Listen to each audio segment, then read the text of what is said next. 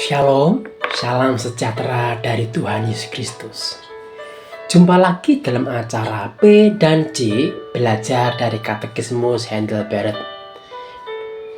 Pada minggu yang kelima, pertanyaan nomor 14. Mari kita berdoa sebelum kita belajar bersama tentang bagian yang ini. Bapa Surgawi, terima kasih untuk kesempatan yang indah ini kami boleh belajar bersama dari satu dokumen yang penting untuk kami pelajari supaya kami boleh semakin mengenal kebenaran-Mu lebih dalam. Beri kami semua kehausan untuk belajar dengan serius tentang dogma-dogma Kristiani. Berikan kehausan kami untuk terus-menerus mencintai firman-Mu, merenungkan firman-Mu siang dan malam. Bagi hamba-Mu yang berdosa ini, berkati para pendengar yang mendengarkan program ini. Berkati kehidupannya, dan biarlah melaluinya nama Tuhan dipermuliakan. Dalam Kristus Yesus, hamba berdoa. Amin. Puji Tuhan. Saudara yang dikasihi oleh Kristus, kita masuk pada pertanyaan yang ke-14. Demikian pertanyaannya, mungkinkah ditemukan suatu makhluk semata yang dapat melaksanakan pelunasan bagi kita? Jawabannya, tidak mungkin. Pertama, Allah tidak mau menjatuhkan hukuman terhadap makhluk lain karena yang dibuat oleh manusia. Kedua, tidak ada makhluk semata yang sanggup menanggung beban murka Allah yang kekal atas dosa dan merendahkan makhluk-makhluk lain darinya. Saudara, saya akan bacakan untuk kita semua di dalam Yeskiel 18 ayat yang keempat, tapi kita baca ayat yang pertama sampai yang keempat. Maka datanglah firman Tuhan kepadaku, ada apa dengan kamu sehingga kamu mengucapkan kata sindiran ini di tanah Israel? Ayah-ayah makan buah mentah dan gigi anak-anaknya menjadi ngilu. Demi aku yang hidup, demikianlah firman Tuhan Allah, kamu tidak akan mengucapkan kata sindiran ini lagi di Israel. Sungguh semua jiwa aku punya, baik jiwa ayah maupun jiwa anak aku punya, dan orang yang berbuat dosa itu yang harus mati. Amin. Saudara yang dikasihi Yesus Kristus, di dalam Yeskiel ini diterangkan tentang seorang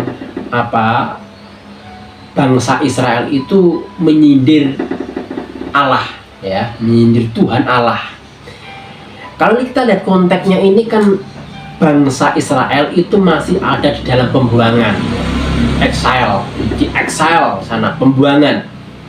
Mereka ada orang-orang terakhir di zaman itu, ya, dari dalam pembuangan itu. Nah, mereka protes kepada Allah ini dengan melakukan suatu sindiran, ucapan sindiran yang ditujukan kepada Allah karena setuju dengan Allah, ya, protes kepada keadilan Allah itu, ya. Mereka protes kepada Allah dengan menyindir, ayah makan buah mentah dan gigi anak-anaknya menjadi ngilu. Nah, itu sindiran yang ditujukan kepada Allah berkenaan ini. Artinya apa sih? Ini artinya gini loh, anak-anak ayahnya yang makan buah manisan, ya, asam itu, tapi kenapa anak-anaknya ini yang giginya yang ngilu, ya? Artinya orang tuanya yang melakukan dosa, tetapi kenapa anaknya yang kena imbasnya, kena dampaknya? Mengapa anaknya menanggung dosanya itu? Nah, itu ditujukan kepada Allah. Ini merupakan bentuk serangan, ya, yang ditunjukkan kepada Allah, ya, atas setujunya terhadap keadilan Allah itu. Nah, saudara, Tapi Allah menjawab demikian. Pada ayat yang keempat tadi dikatakan, sungguh semua jiwa aku punya, baik jiwa ayah maupun jiwa anak aku punya, dan orang yang berbuat dosa itu yang harus mati. Artinya kalau kita pada sederhana gini loh, oke, tanpa dosa ayah, ya, kamu pun sendiri, bangsa Israel pun sendiri itu tiap-tiap hari melakukan dosa, ya. Dan orang yang melakukan dosa harus dihukum mati. Ini istilahnya mungkin gregetan Allah itu melihat umatnya itu memberikan sindiran kepada Allah atas protesnya terhadap kebajikan Allah itu ya. Protesnya yang gregetan sehingga dia mengucapkan, oke lah, kamu tanpa dosa warisan pun, tanpa original sin pun, kamu sudah melakukan dosa, dan dosa harus dihukum mati. Ini sangat ngeri, saudara, dampak dosa itu.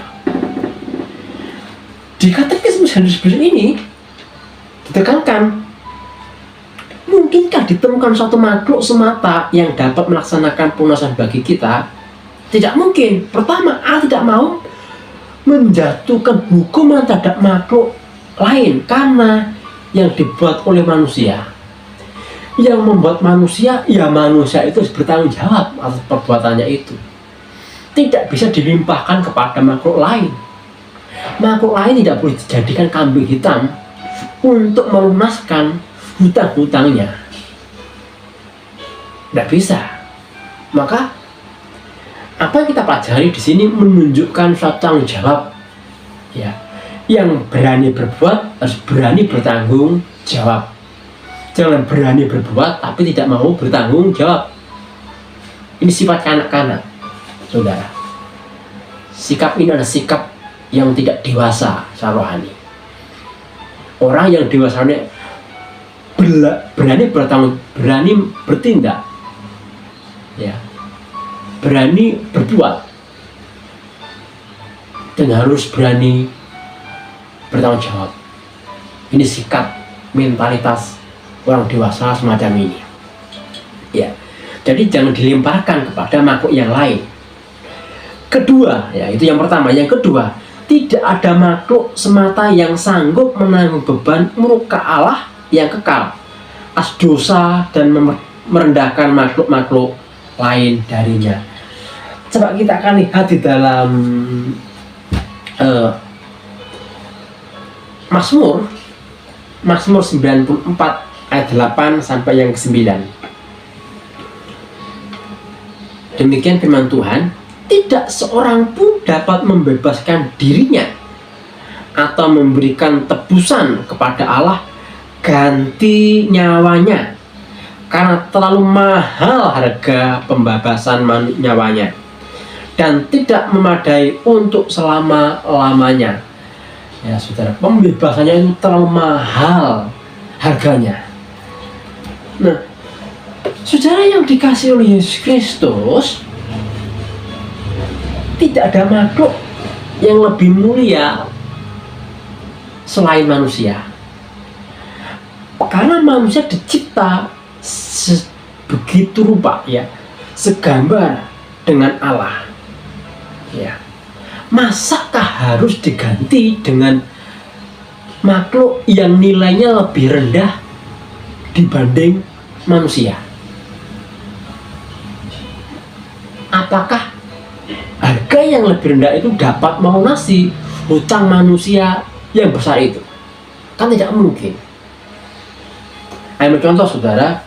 Misalnya kalau seseorang itu punya hutang 100.000 berhutang kepada temannya, tapi dia hanya sanggup membayar 10.000, tak bayar 10.000. Apakah dengan uang 10.000 itu mengatakan sudah lunas hutangnya? Kan tidak bisa gitu. Tidak bisa punya hutang 100.000 dibayar 10.000 dengan mengatakan sudah lunas. Tidak bisa. Tidak. Cara melunasinya adalah dengan nilai yang sama, yaitu 100.000 baru dikatakan lunas. Sama, manusia itu diciptakan begitu rupa, begitu unik, begitu luar biasa, melebihi makhluk-makhluk yang lain. Apakah makhluk-makhluk yang lain itu dapat membayar hutang kita? Itu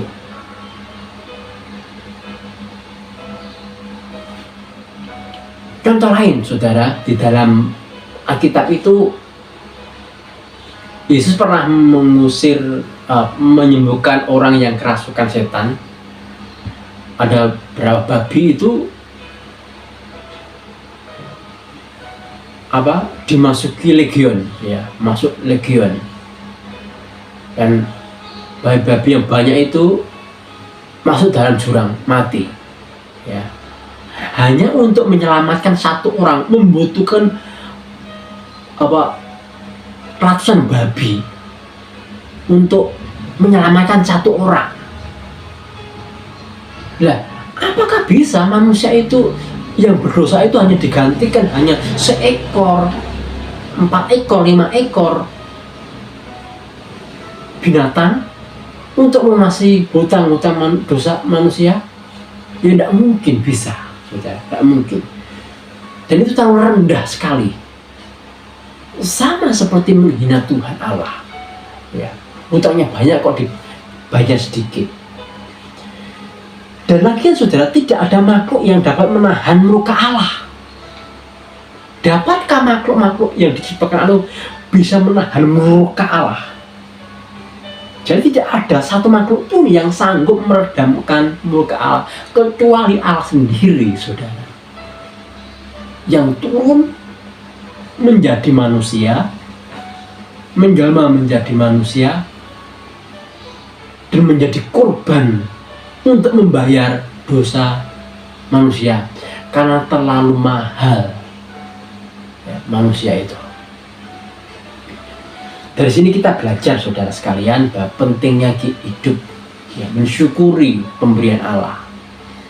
Kita belajar, ya, kita nggak sanggup melunasi hutang-hutang dosa kita. Binatang nggak sanggup untuk membayar dosa-dosa kita. Kekayaan kita yang kita kumpulkan tiap-tiap hari lalu kita persembahkan kepada Allah tidak cukup untuk melunasi hutang-hutang kita, saudara. Ini kan anugerah Tuhan yang begitu besar bagi kita. Mungkin kita memiliki harta yang banyak, berlimpah-limpah misalnya, atau kita bisa membeli satu provinsi, ya, dibeli atau dipersembahkan pada Tuhan, tidak cukup juga untuk membayar dosa kita, karena terlalu mahal manusia itu. Hanya Tuhan yang sanggup membayar dosa-dosa kita.